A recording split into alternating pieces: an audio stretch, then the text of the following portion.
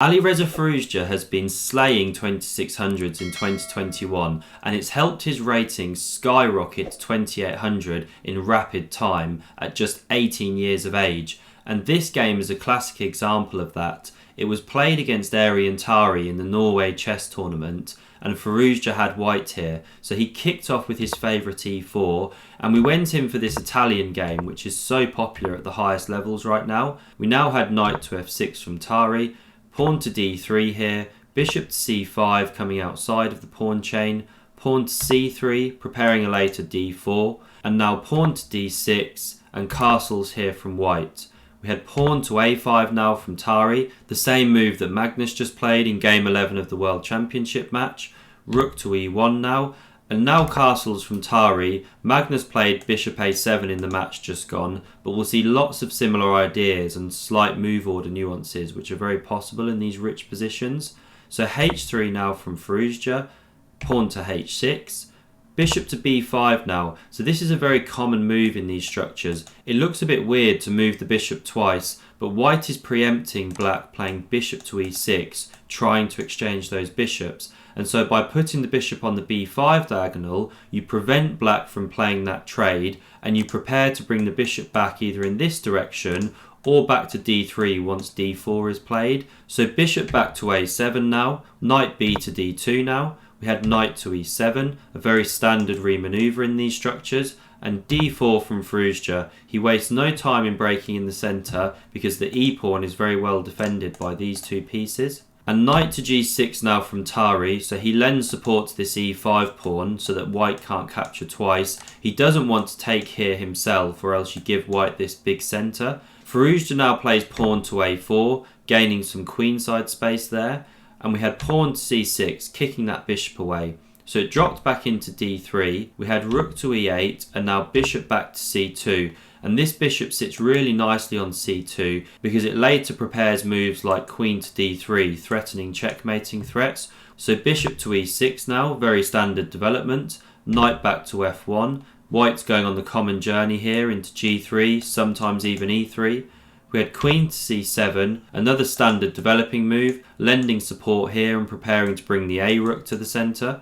We had knight to g3 now, and rook a to d8. So black is preparing to play d5, and as white you have to be careful how you react here because your queen is still in the centre opposite that rook and subject to tactics if you're not careful. So Firouzja goes bishop to e3, completing his development, but he had to be ready for this punch which comes from Tari now. Pawn to d5, great move. So there's now a lot of tension in the centre and white has to be very careful about how this is resolved because there's a lot of tactics going on here against this vulnerable queen. Now if you play maybe one of the more obvious moves, black's just pushed d5, so what happens if we take that? The problem is you're really helping black activate these minor pieces here. Black could maybe take here first, and regardless of how white recaptures, say they go with the bishop, well now black could chop here. If knight takes, then we're running into bishop takes. And these files are just really opening for the black rooks and the queen is just stumbling around a bit.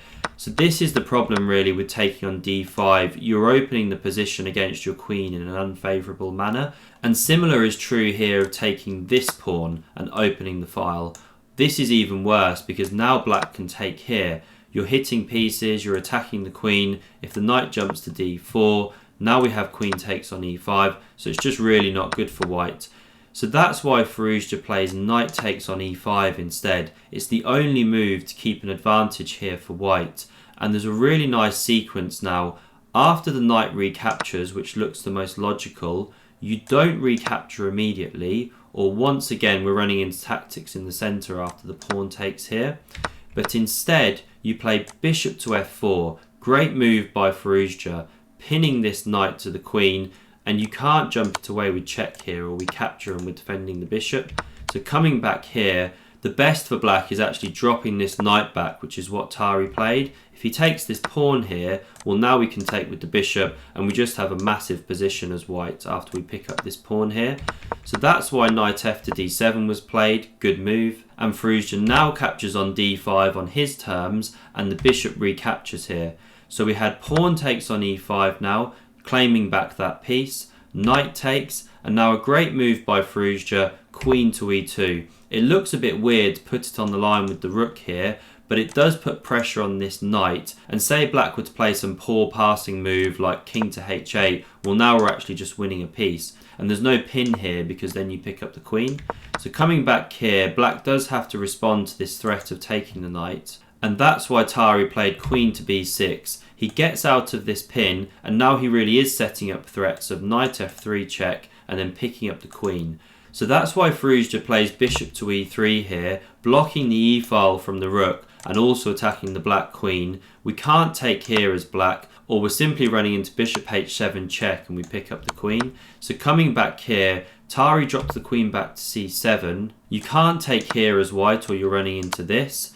And so that's why Firouzja played bishop f4 again. And Tari played queen b6, so he's offering a repeat of moves here. But Firouzja did what he's doing so well right now, which is refuse the draw and mix up the position, even at the risk of being worse. So he plays king to h1 now, and this does actually now give black a chance to take the advantage. So Tari could have gone bishop to c4 here, and say we go queen to e4, threatening this check down here, well then there's bishop to d3. And after the smoke clears on this, say bishop captures, knight recaptures, the queen is forced to exchange here, and after we get this series of moves, black is coming out ahead because bishop e3 runs into queen takes on b2, hitting this rook, and there's just a big initiative for black. So Tari did have a chance there to take the advantage, but instead of playing bishop c4, he went knight to g6, hitting the bishop, hitting the queen, looks great. But the problem is it runs into this. Queen takes on e8, rook recaptures, king h7. So you've picked up 2 rooks for the queen,